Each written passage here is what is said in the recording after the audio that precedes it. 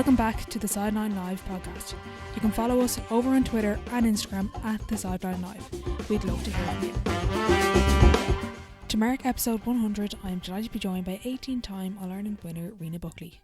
In this episode we discuss success, the evolution of inter-county commitments, being a dual player, team culture, women in sport and so much more.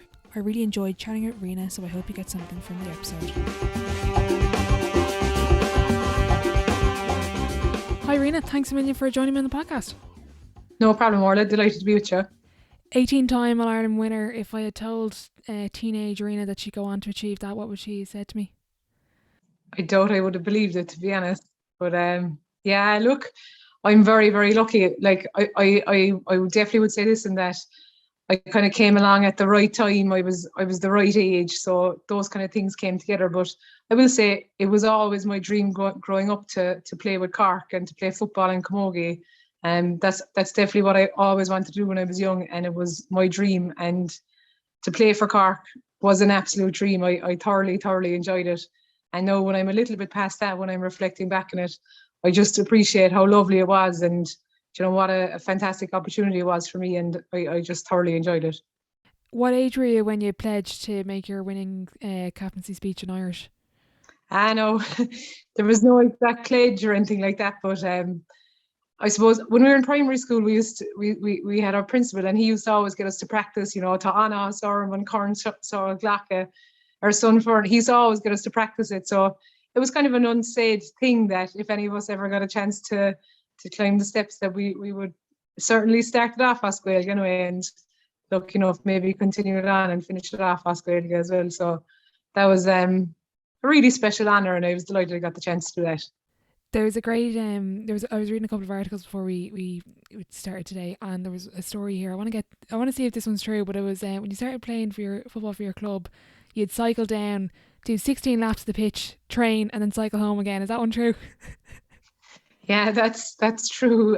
So when I started playing with the Dunamore senior team, I was kind of 13 or 14 years of age. I was very young, and I used to do an awful lot of athletics at the time. So I used to do kind of middle distance running. So I was trying to mix the two between athletics and football. So that was the very mature decision I came to at that age, to try and do the two training sessions back to back. I'm not sure if it was the smartest of moves in reflection, but that was my plan back then, and look, it worked out in terms of football anyway, so I was happy enough. Yeah, exactly. You mentioned there going up at 13 and 14. Obviously the game has evolved since then. We don't see many 13 or 14 year olds been involved in senior teams. What's been the biggest evolution of the game that you've seen over really your career, and particularly maybe over the last 5 years? We've seen a huge jump even at club level. Absolutely, yeah. It's changed an awful lot in the last. I mean, that's nearly 20 years ago. That is 20 years ago, actually. What am I talking about? So there's been a huge change over that period of time. I suppose a big thing that has changed, I think, is that just the sheer numbers that are playing, the volume of players has increased. So that you know, no doubt then the competition becomes a little bit stiffer. And then standards have increased hugely as well. So I suppose it was only kind of towards the middle or end of my career with Cork that, you know, strength and conditioning really became, you know, a thing that everybody kind of had to do. Before that, people might have dabbled in it, but it wasn't a big thing, you know. So I suppose girls have changed a little bit physically in terms of, by the time girls are playing at an adult level now, they're definitely that little bit stronger. No, there's people that would argue because there's more time being put into strength and conditioning, there's less time being put into on-pitch work. So there is a bit of an argument there. Some of the teams are doing a little bit more strength and conditioning and a bit less kind of skills work on the field. So from a physical point of view, the game has changed hugely. I think as well, look, we are still behind in terms of media coverage and so on, but in terms of people knowing who the Cork Ladies team are, who they're playing, what the fixtures are, who their stiff opposition will be, who are favourites to win the All-Ireland, you know, that sort of kind of general knowledge among the public in terms of ladies sport has improved hugely. You know, it's getting a bit more coverage in the mainstream media, but it's getting a huge amount of coverage. And then, you know, podcasts like this are giving giving sport and women in sport huge coverage. And that's been a huge way that the ladies sports have managed to get into the general public, and that's been massive as well. So I think, so in summary, I think the two things that have changed the most is that physically probably players are in better condition, and there's much better public awareness of what's going on within ladies football and camogie and women's sport in general. Mm-hmm. You mentioned the standards, S&C commitment wise. Obviously you were a dual player. Do you think it's now still viable for dual players? Are we getting to that stage where it's kind of a breaking point for players that are trying to commit to both county panels at such an elite level at this point? Yeah, I definitely think it's going that direction. It's become a much more difficult situation compared to when I was playing.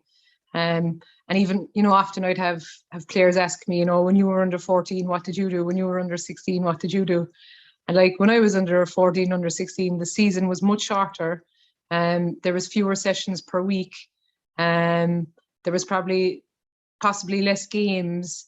So it was much easier to juggle two sports. Whereas nowadays the season is much longer. There's pre-seasons at underage. There's more sessions per week for underage teams, and possibly there's more games for the teams as well. So it's, there's only 7 days in the week. So it's just a little bit more difficult to juggle.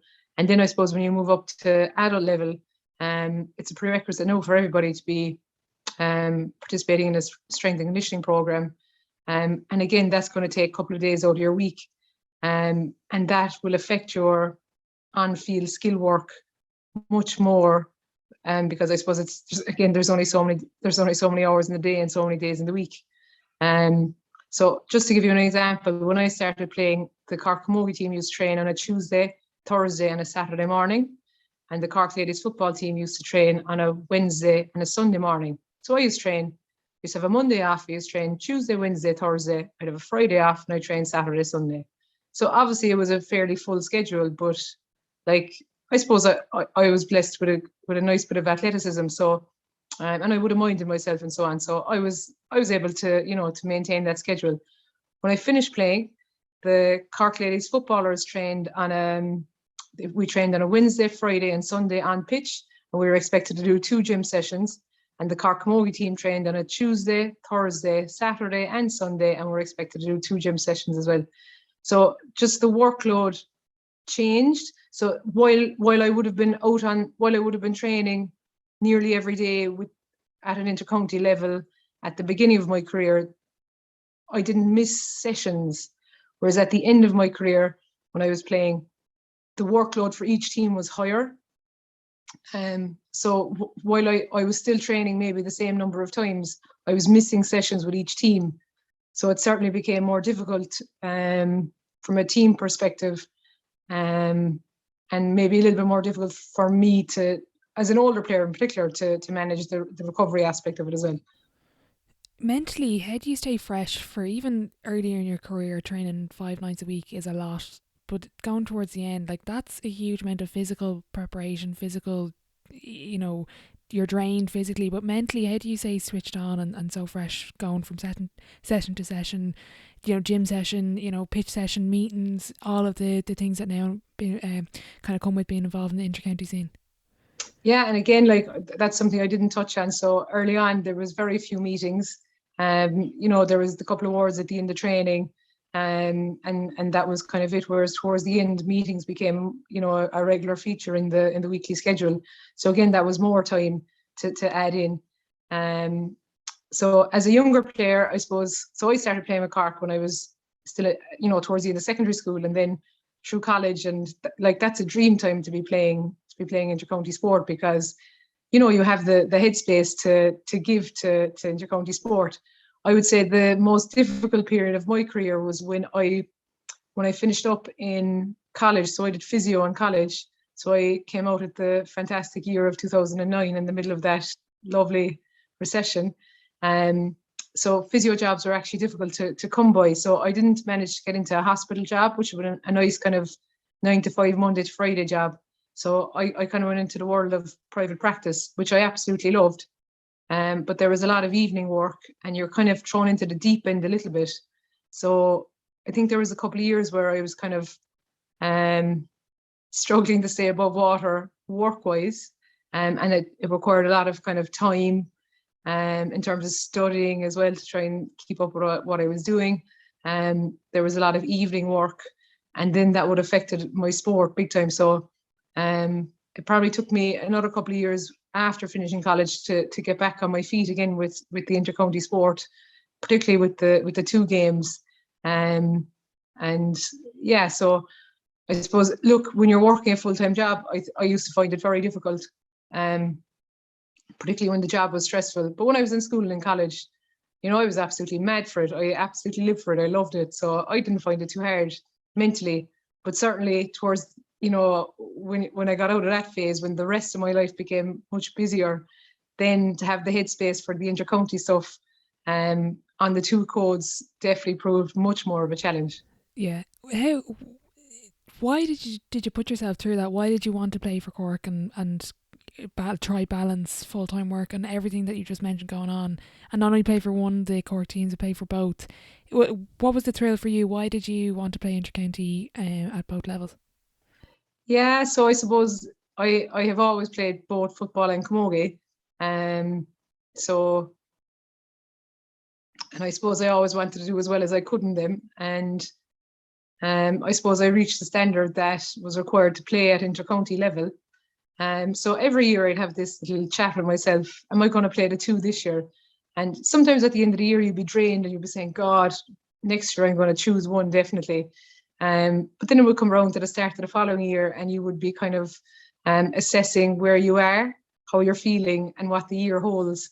And probably the last, how you are, how you're feeling, generally you're after a little bit of a rest and you're probably mad for action again. And then it was the last question, like what will the year hold? That was probably the one that always kind of steered me into what I did, because I was so lucky. I was on such excellent teams. There was a great chance of winning an All-Ireland on both teams. So that was an opportunity I really didn't want to give up. You know, it's an amazing experience to be on an All-Ireland winning team and to get to Croke Park and to experience all that. And, you know, when I knew I had the ability to do it, we were very lucky in terms of the management setups that we had. I knew that they would accommodate it. There was others always doing it. I was never on my own doing it. It was just an opportunity I just couldn't resist. Maybe a little bit of selfishness from my part, but like I just enjoyed it so much. I couldn't resist it really. Of all the medals you've won, can you describe what it's like to win your first All-Ireland? My first All-Ireland, so the first All-Ireland I won was the Camogie All-Ireland in 2005. So it was, what age was I? I think I was... You're 18, was it? I was 18. I was just after finishing my leaving cert. And it was kind of, I tell you what was going on in my mind at the time. So I had put down physio on my CAO, but I hadn't managed to get it. So I had started the week before in CIT, in chemical engineering actually. So that was, I think, the previous Tuesday. I think on the Wednesday we had our debs in school. And then I think on the Thursday I went into CIT and I remember they had a big sign saying best of luck to Rena and the Cork Camogie team in the All-Ireland final. And I remember that was a big thing at the time. I couldn't believe it. You know, you're starting college and you're singled out, you know. And then I think it was on the Thursday afternoon, I got a phone call from a person telling me that I had got into UCD to do physio. So I got in on the star, you know, so not everyone on this amount of points gets a place. So then I went home, so I went training and then I went home and I remember telling them at home, like, I think I'm after getting a place in UCD. Like I have to tell them before tomorrow if I'm going to take it. And then there was the accommodation nightmare. And then like, we're not a family that are, you know our way around Dublin. So then there was, well, we've the match on Sunday. We kind of can't go up before Sunday. What are we going to do? So we were planning on going house hunting on the Monday after the All-Ireland. So that was kind of a background of where I was at with my head for the All-Ireland final. And also, of course, we had the ladies football final 2 weeks after. So I think when the final whistle went after the 2005 All-Ireland, I kind of felt like I never relaxed after it. Obviously, it was a lovely experience and we were absolutely thrilled. But like on the Monday, we did do the house hunting. Myself and my dad, we went around Dublin looking for accommodation. I wouldn't have drank a whole pile at the time, you know, I wouldn't have been into kind of celebrating or any of that kind of business as much at all. And I kind of remember after the Football All-Ireland in 2005, I was much more settled. So I'd started college, I knew where I was living, and like I didn't have another All-Ireland coming up. And I think after that All-Ireland that we won, that was against so the Camogie was against Tip, so that was fantastic, obviously. And then the ladies football was against Galway.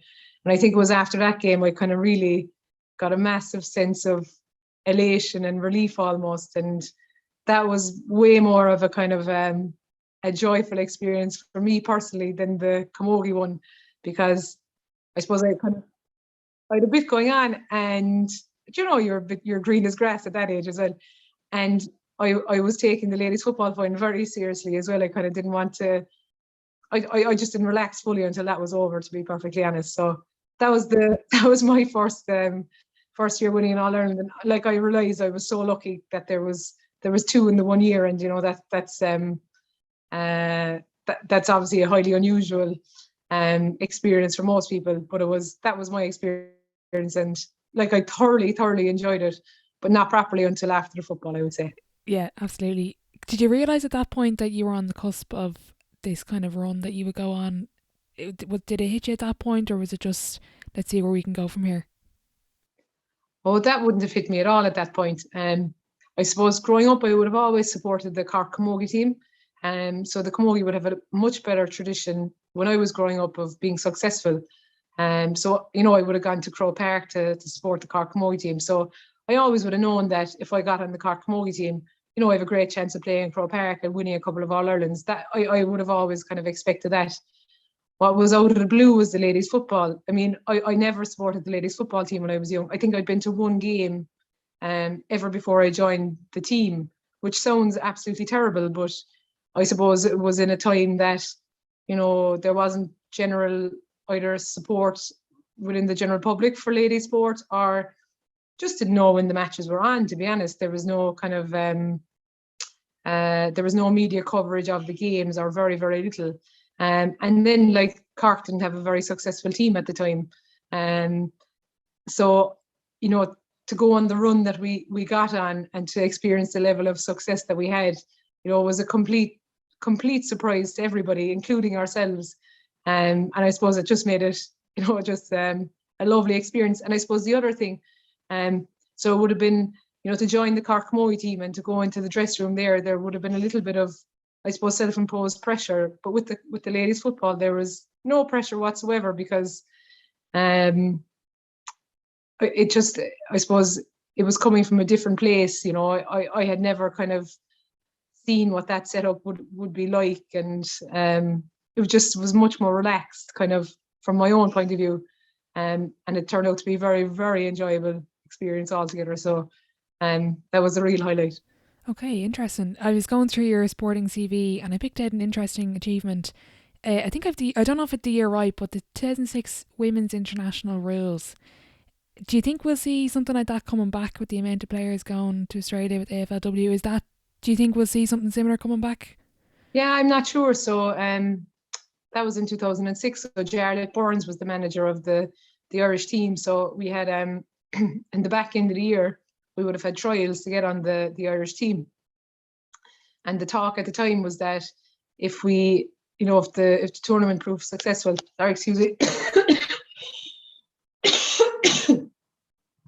sorry. So if the tournament was successful, there might be a chance that the Irish team would go to Australia the following year.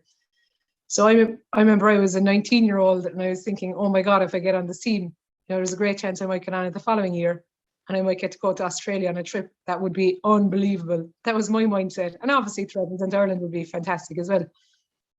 So we participated in trial matches, which were, I would think they were the hardest set of matches I've actually ever played in, because at the time we weren't fully sure what the rules were going to be for this hybrid game. So it was like everything in, you could do what you want. it was the craziest I've ever played. Now I know other people have gone on and played AFLO, but I'd never experienced anything like that. So it was really, really tough. So, and then our training was really tough as well. So we played Australia twice. And unfortunately at the time, Australia, they didn't have a strong team, and we won the games quite easily actually. So to our huge disappointment, the tournament wasn't continued, and there wasn't a leg the following year in Australia. But look, the whole thing has changed now. You know, AFLW is on TG Gahard these days on a Monday evening. Their sport is growing hugely. And I wonder will they experience the growth that we experienced in ladies football maybe over the last 20 years. So if they continue to experience that growth, I'm sure it'll be much more of a runner compared to what it was in 2006. Okay, interesting. You mentioned the enjoyment part, particularly with the football side of things. How was that cultivated through the culture? Was that just more, as you mentioned before, like they didn't have the history of the winning, there wasn't as much pressure maybe compared to the Camogie, or was the group involved? Was it the management? How was that fun element created for you? Yeah, so it's probably a little bit of everything, really. So definitely initially there was no pressure on us whatsoever. We came from a very low base. We were probably a younger team at the time, and there was probably, I suppose, less expectation. You know, there was very little media coverage, and then we had a lovely management, and obviously Eamon Ryan was at the helm for, you know, be it as manager or coach, he was there, and he managed to create just a fantastic homely atmosphere, where everyone was kind of just felt at home. And you know, he was a man that had amazing charisma, and you know, he had a word for everybody. And obviously while we trained really hard, there was always a light-hearted nature to a lot of our sessions, maybe not all of them, but a lot of them. And you know, we all kept coming back for more. We just loved it so much. You know, and that mix of things probably made it just really, really enjoyable. Mm-hmm. I was listening to one of your presentations at the GEA conference, I think it was 2015, and you said the management were always enthusiastic, they were never hard on us. And that stood out to me because that probably goes against the, maybe not traditional, but the typical thinking of you have to be screaming at your players, you know, run harder, run faster, what the hell are you doing kind of thing. And it's that, as even you mentioned there was a lightheartedness to the training that kept you involved and kept you in the team. Absolutely, yeah. And Eamon had, I think he just had a huge empathy for players, and I think that was one thing that would have set him apart. You know, like he would have often said, like, I understand, like, players don't go out to make a bags of it, and that is true. Like, players don't go out to make a bags of it, but sometimes it happens. So his emphasis was always on your work rate, and the effort you put in. And if you put in a huge effort and work rate, he didn't really mind if you made a bags of it. So that lifted a lot of pressure off the players, and that certainly helped create just such an enjoyable atmosphere. I have a great question in. What was the secret sauce to sustaining excellence in both groups? For me personally, I would say the people I had around me. So from a family point of view, definitely my family would have helped keep my feet on the ground. And then the managements we had and the teammates we had as well. So the teammates would have always strived for more. And the managements would always have made sure we kept our feet on the ground as well. So I think with that, it's kind of support network around you. I think that created kind of an excellent culture and atmosphere where you could, each year you were stripped back to, it wasn't what you had won, it was who you are and what did you want to do with this year. And then the culture and support was there to allow you to reach your best each year. So I think that was the mix that probably was the secret sauce. It's hard to say, there's like, it's obviously difficult. But speaking of teammates, when you're around such a high caliber group of players. Was there any particular, I'd like to ask this question of what are the common traits you see of, you know, successful athletes, successful players? Is there any particular pattern or trend that you've seen?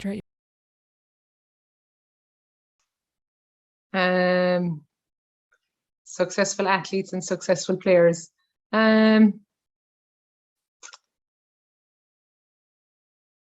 definitely I think really successful athletes and successful players are genuinely good people, you know. They don't have any notions about themselves or anything like that. They're genuinely good people, and with a huge work rate. You know, always willing to work hard. That's probably the key thing. Basically they're honest with themselves, always willing to work hard, and then they're good people. So, you know, they're happy to work for the team in whatever role they need to do. I think they'd be key things, really. Okay, interesting. I want to speak about motivation. For you personally, there wasn't too many setbacks or losses, but what motivated you more? Was it winning constantly, or was it, you know, kind of, I'll even reference maybe 2010 for the footballers, kind of going through a bit of a setback? Was that more motivating than winning the All-Ireland, or what was it for you? Yeah, for me it was, I definitely would obviously have enjoyed winning, but it would be to reach your potential and try and, you know, be the best you can be. That was probably more motivating. Anytime that we would have lost, that I would have felt we would have had the ability to win, that's hugely disappointing. Anytime we would have lost that I didn't think we had the ability to win, I mean, you get over that a lot faster. It's trying to reach your own potential, which isn't always the best, but trying to reach your own potential. That was what would have motivated me. And especially when you're part of excellent teams, to make sure that the team would reach their potential. And if that was good enough to win an All-Ireland, that was the big motivation. Okay, interesting, because something that's come up a few times on the podcast was kind of leaving the pitch with no regrets. And I remember Aoife McDermott said to me early on, I think it was episode 30, she said, Orla, as a high performer, you never leave the pitch with no regrets. You always think of, even when you win, maybe it's, I could have done this, could have done that. Was that something you experienced during your career? To a point, yes.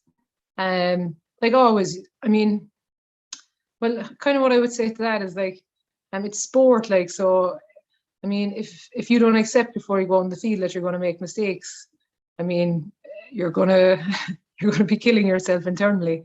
So obviously, every game I've ever played, I've made mistakes, and I would have loved to have not, but that's a part of sport, and that's why sport is so enjoyable. I mean, watching games at the weekend there, even, you know, there was loads of mistakes made, and things happened I didn't expect to happen, and that's sport. That's why we all enjoy looking at sport, because it's unpredictable in nature. Mistakes happen.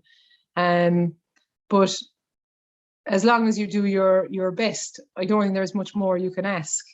You might be disappointed that your best isn't the best. Obviously, that has happened loads of times.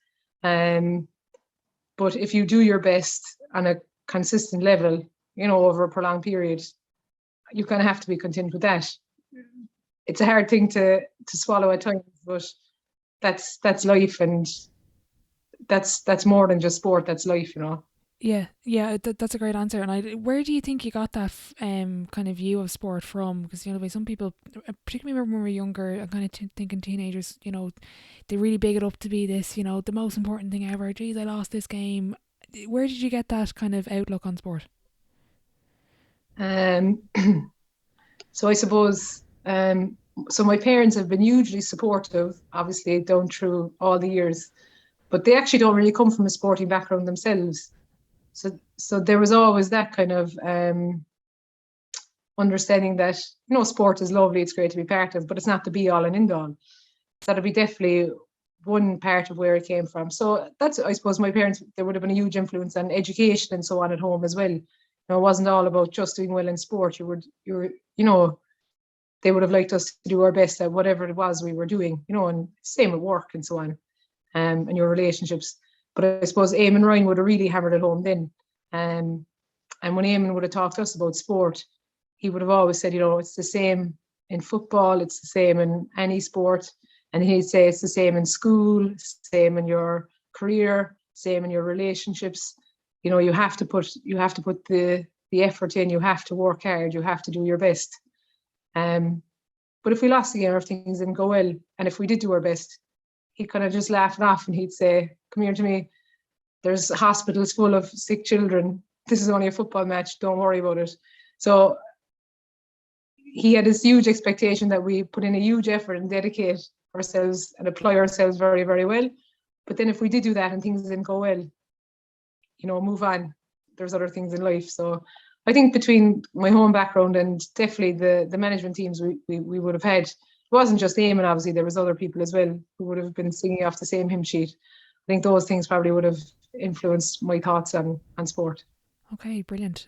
Speaking of work ethic, I just want to reference the 2014 All-Ireland football final.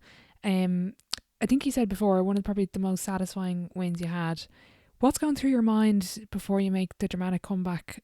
Is it calm? Is it panic? I don't. Well, in saying that, I don't think. Have you ever panicked on a football field? From watching you, I don't think you did. Yeah.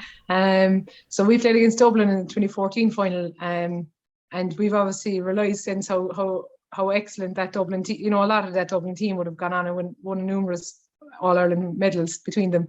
But at the time, they were, you know, we were just able to hold them off, just about, but kind of. It was getting tighter and closer and harder every year. And in 2014, I remember during the game, I was expecting obviously a really, really tough game, but I didn't expect it to be, one-way traffic against us. You know, that was not in the plan at all. And I remember Breach Corkley was the captain, and I remember feeling sorry for Breach that the year she was captain, we were getting such a bad beating.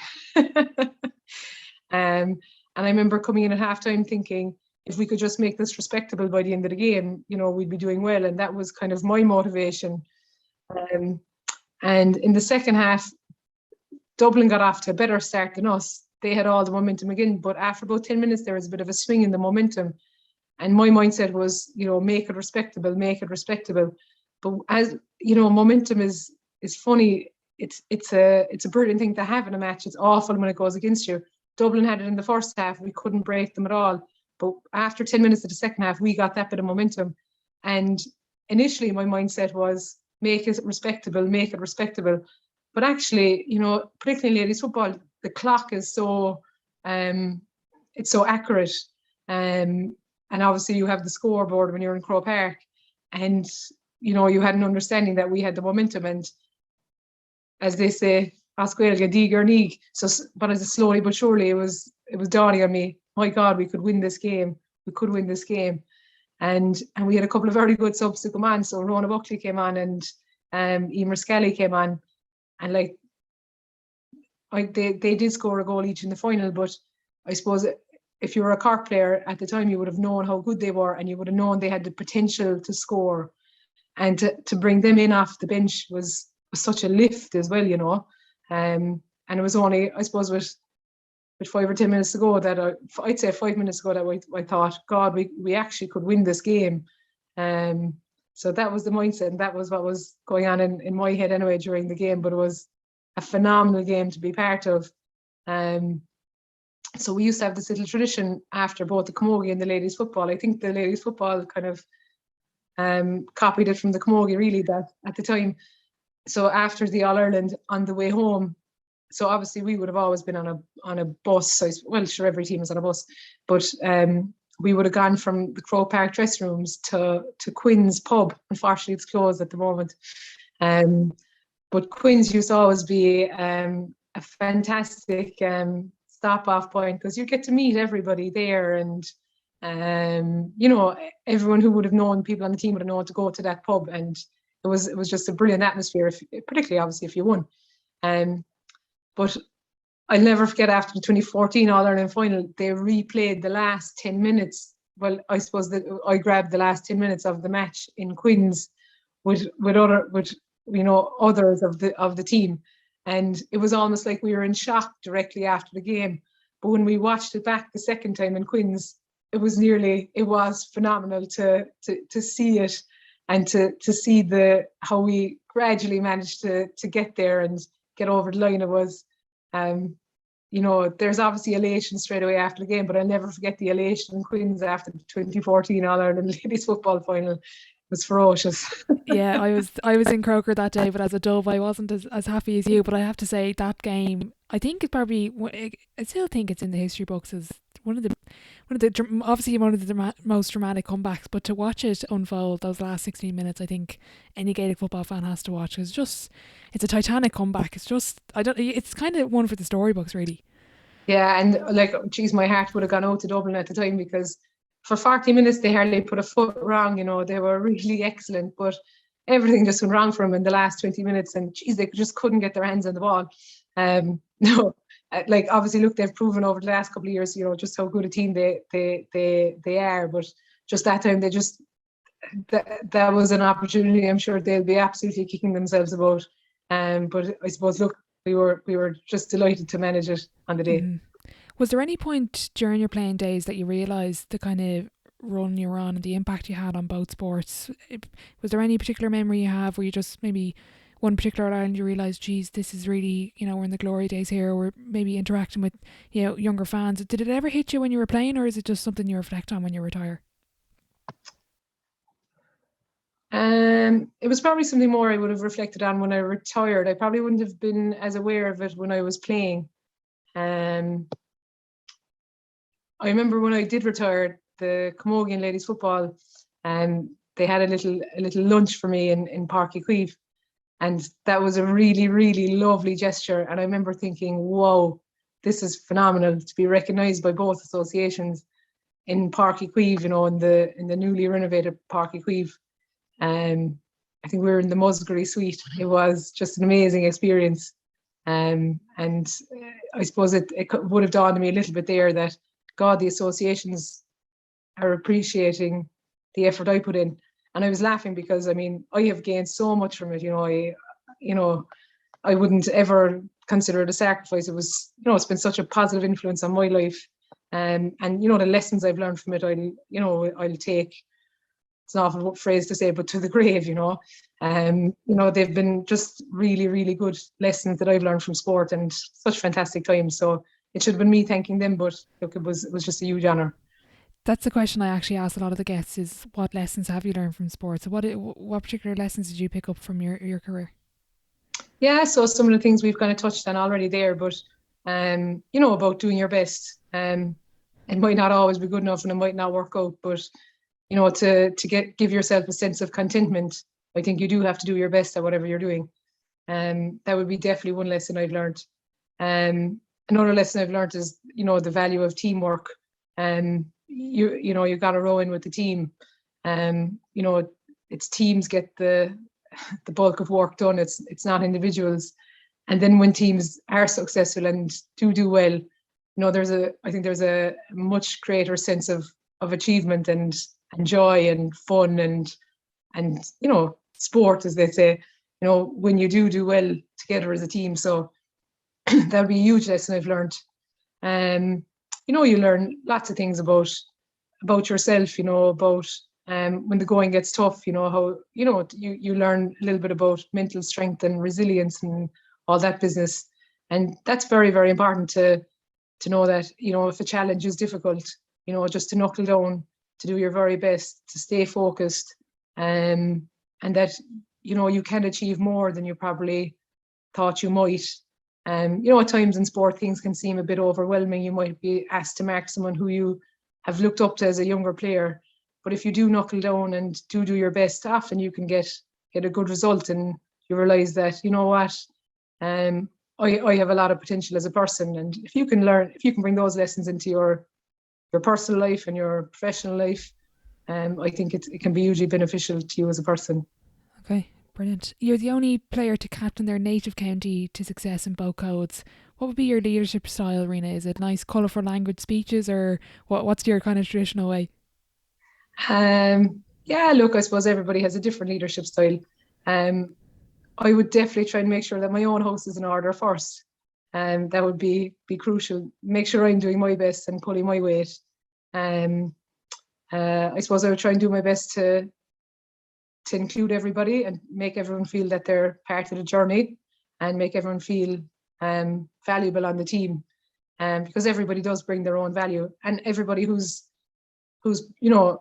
obviously everyone who's putting in their shoulder to the wheel, they need to feel valued as well. So to include everybody, I think that's important. And just to make sure we kind of know where we're going, the direction we're going. I think that's very important as a leader as well, and to be to make sure that there's an understanding that we're all pulling in the one direction. We know where we're going, we know what our goal is, to keep our own motivation high like that. Mm-hmm. Brilliant. 2017, I read your Sports Chronicle piece. You got to captain the team, the Camogie team, in your last season, and your last win was in Croke Park. The last day you lifted the trophy. How big of that was for you looking back on your career? Was that to finish with a win in Croke Park for you? What does that mean to you? Yeah, I suppose that would go back to it has contributed to a sense of contentment for sure. Initially after stepping away from Cork. So I mean, I would have started playing with the Cork adult team in football when I was like 15 or 16 maybe. With Camogie when I was 17, or I think I was 17. So I stepped away, I think I was 30. So there was probably a little bit more I could have given, maybe another year or two. But I suppose I'd given so much of my life to it. And I wanted to probably play at club level while I was still decent. So that was kind of my mindset, that, I felt I had a little bit more to give at club level. I felt I'd given a lot at intercounty level. I probably wanted to have a little bit more balance in my life in my early 30s. So because I had an understanding that maybe I could have given a little bit more to Cork, to walk away after I felt I had probably, I had walked away at a time that we were just after winning All Ireland. That probably gave me personally a little bit more contentment with my decision. No, what year we know? Is it 5 years on? No, it doesn't make a whole pile of difference to me. No, but for the initial year or two, it probably was important to me. But like overall, you're never fully happy with sport. You've always made mistakes and you always feel like you could have done better. But generally, I do feel like I've given my best to it. I thoroughly enjoyed it when I was there. I've made great friends from it. And it was an amazing experience. And I have been content in terms of walking away from it. What's the biggest thing you miss in retirement? Is it what hits you kind of when you step away initially, or maybe even from this point now? What do you miss about being involved? So I actually had a baby there 11 weeks ago. So I haven't been, maybe I've gone back to a little bit of team stuff in the last week or two, but while I wasn't playing, I certainly missed the team environment. When I walked away from Cork initially, I would have gone into club scenes. So I didn't miss the team environment. And what I would have really missed was that really high level of competition, regularly throughout the week. To be training at a really high level and to be pushing yourself constantly, with a really high level of training, and obviously the games being really competitive as well. That was what I missed the most. And then I suppose when you're kind of going down a level again, then when you're stepping away from club level, it's the team is what you would miss probably the most, more than the competition. To miss the bit of the gang and the bit of crack and the social scene. I suppose if you're stepping away from sport completely, that is what you would miss. But when I was just dropping down a level, it was the real high level of competition was what I missed initially. Okay, interesting. We've mentioned support for women in sport throughout this episode, but does it bother you that if you were male that you'd potentially be more celebrated, like 18 All-Irelands, yourself and Breach? Does it bother you that it's not, if that was a male counterpart, you'd probably have a statue in Cork and a stand named after you somewhere, and I know you had a great story, even if can't remember the year, but you were at a local club team and they didn't want you to present the medals to the boys team. Like, does it bother you about that fact? So it doesn't bother me a whole pile really. So from my point of view, I never got involved in sport to have a statue built for me, or I never went playing with Cork to have a road named after me or anything like that. I joined Cork to play with Cork, to play in the biggest games of the year, and to be, part of the best teams, to be the best player I could be, and I managed to achieve all those things, I think. So that left me with huge satisfaction. It didn't leave me with any sense of anger or anything like that. However, when you step out of the position of being a Cork player, when you're looking in from the outside, it is disappointing that the lady sports don't get the same recognition as male sports. No, I do think that is changing. And if we look back at the All-Ireland finals over the last 2 years, I think the women's finals they've actually been better games, and I think they've actually been more entertaining. And I think people are, clicking onto that a little bit. And the awareness among the public is definitely getting bigger and bigger. And I even noticed that since I've stepped away in the last 5 years. And probably towards the end of my career, particularly on the Cork Ladies football team, I would say that the Cork public would have known more of the Cork Ladies footballers than men's footballers. So there has been a huge change from when I started, in the early 2000s to now. The change over the last 20 years has been massive. But it's not totally widespread. And, there was that incident that, it was seemed ridiculous that a female would hand out medals to an underage boys team. And that did rub me up the wrong way a little bit, because I was thinking at the time, I was thinking, what more do I have to do to present whatever an 11 or 12-year-old with a medal? Can an 11 or 12-year-old not look at a female athlete and say, I want to achieve just like that person? And I think that mindset is slowly changing, but there are incidents now and again where you notice that it's not widespread across the board. Hopefully we'll get there. There's huge steps being made towards it, and I think the mindset of young people and a lot of people is definitely going in the right direction. Young people are phenomenal. They are, they don't see the difference between males and females at all. It's absolutely brilliant. But just to answer the question, I suppose, and go back on topic, from a personal point of view, I don't feel any sorts of sense of anger or regret or anything. For me, from a personal point of view, I feel like I got the opportunity to achieve the things I wanted to achieve and be part of, really competitive teams, with great cultures, which is what I wanted. But overall, for Irish society and world society, I suppose, in general, I would love if female sport was on an equal status as male sport. It'd be great. And I suppose that I would love that young females who are getting involved in sport now would be offered the exact same opportunities that males are offered that are getting involved in sport now. And that's not the case for the older age, but I hope the people who are starting now, that they get the equal opportunities. Yeah, I was going to add to what you mentioned about young boys looking up to women in sport. I was in Parnell Park recently for a league game, and there was young boys going up to all the Dublin players, Vicky Wall, looking for autographs, looking for pictures. And it's so nice to see. Even you see with Amy and Lisa, World Boxing Championship champions, young boys are going to look up to that. And I think you are right. There has been a huge shift, but to see, younger boys and men going to watch, even I mentioned it so many times, people are sick of talking about it, but the Meath and Dublin final, that was one of the most entertaining games of football, I think, maybe last year, men or women, and it's just such a great advertising for the game. Oh, agree, 100%. It was a cracker of a game, and the standard was absolutely brilliant.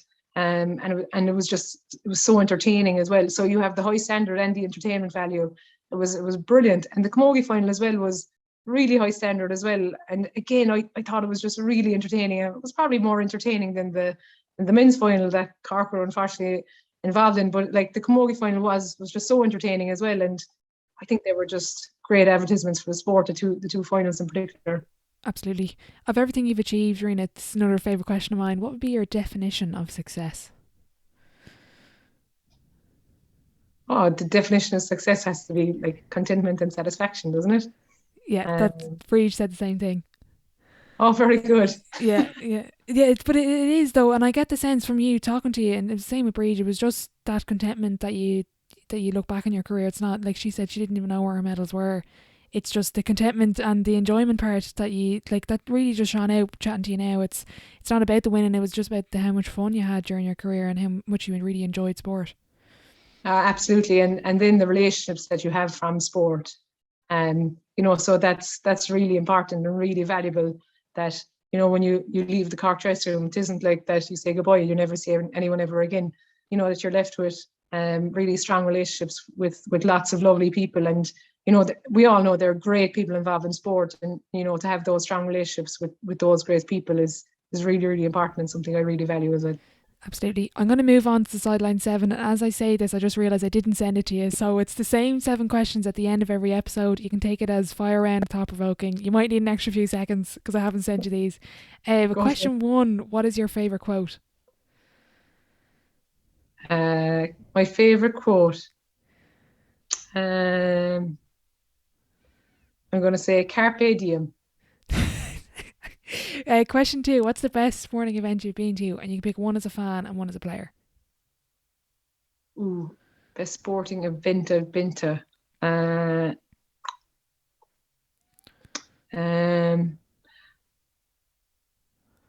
went to see an American football game. It was the Chicago Bears against the Vikings in 2018, and it was just really, really enjoyable. It's like a show. Oh my God, like a show. Really enjoyed it. Really, really good. And then the best sporting event as a player, this is probably left field, but we won a club Camogie final in 2010, and it was in a replay, and basically I scored a last minute goal. So I'm not a forward, like I never score, but my God.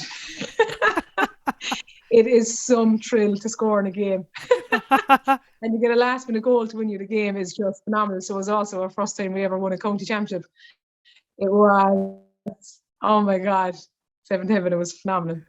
Brilliant. Question 3, what's been the biggest setback or challenge that you faced in your career, and how did you react to it?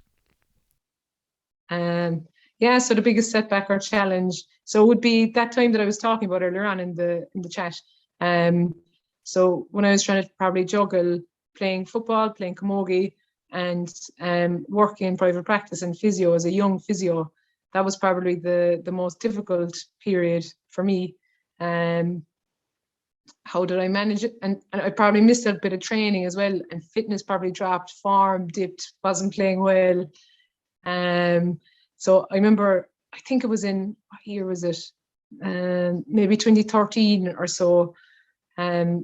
I was playing kind of between centre back and wing back for Cork in camogie, and I think that year every one of the backs of the Cork camogie team got nominated for an All-Star except for me, and that kind of hit me hard. I remember thinking, my God, Rena, you are not reaching your potential here. Cop yourself on. So what did I do? I went away and I joined Ryland Boxing Club, and I went boxing for the winter, and I got quite fit, and I got a kind of a second coming in my career. I was much better so I did that for a couple of winters after, and I was in a much better position, and I played much better for the last few years of my career. So, okay, interesting. The boxing. Okay, I wasn't expecting that one. Yeah. Question 4, kind of on the flip side then, what's been your biggest achievement on or off the pitch? My biggest achievement on or off the pitch, I suppose I am a mother to a girl, Ella Nicola, now at the moment. So that's probably my biggest achievement so far. I'm managing to keep her alive and well, and I think she's quiet at the moment anyway. So yeah, good stuff. Hopefully she's content. Looking back, what advice would you give your 18-year-old self? What advice would I give my 18-year-old self? That's a funny question. So I'd love to tell my 18-year-old self maybe enjoy it a little bit more, maybe not take it quite as seriously. But I think if I said that, maybe I would have regrets now. My 18-year-old self, I probably would just tell my 18-year-old self to stay working hard, but maybe just to be a little bit more confident, not to doubt yourself as much. Brilliant. Very good. Question 6, who would be your dream dinner guest and why? You can open up the table to a few people if you want. So I would, so a dream dinner table. So I'm just going to say Michael D. Higgins. I absolutely love him. I think he's an absolute legend. I think he's such a rounded person. I think he's such a knowledgeable person. I think he's such a good person. I think he's a great leader. And I would love to have dinner with him. Okay, brilliant. Final question before I let you go. If your life was a book, what chapter would this be called?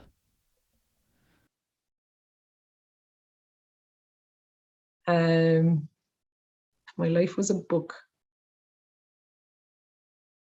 The cruising years.